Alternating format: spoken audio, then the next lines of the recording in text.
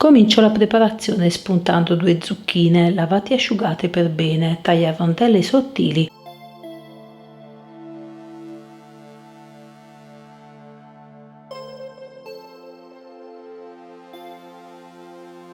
Trasferisco in una terrina capiente.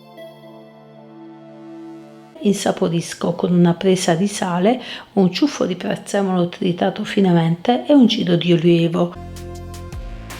Mescolo bene le zucchine in modo che tutte le fette siano oliate. Aggiungo a questo punto 2 cucchiai di pan grattato e 2 cucchiai di formaggio grattugiato. Mescolo bene in modo che la panatura aderisca alle fettine.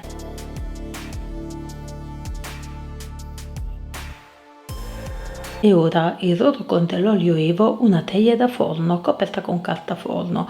Aggiungo metà delle zucchine condite, quindi fodero la base. Poi aggiungo delle fette di prosciutto cotto e delle fette di formaggio.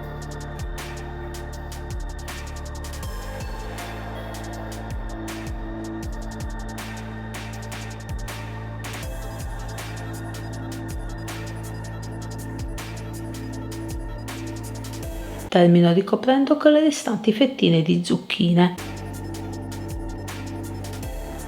Completo con del pan grattato e un giro di ulivo.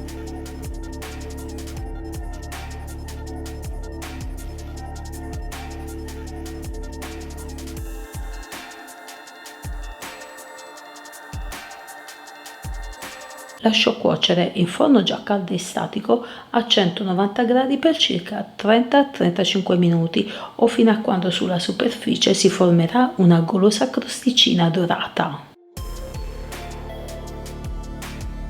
Un'idea semplice per accontentare tutta la famiglia, uno sformato veloce da preparare, dal gusto delicatissimo, si presta per ogni occasione. Provatelo e fatemi sapere se è piaciuto anche a voi. Prima di salutarvi consiglio di iscrivervi al mio canale, è gratis. Consiglio di attivare anche la campanellina per rimanere sempre aggiornati sulle mie ultime ricette.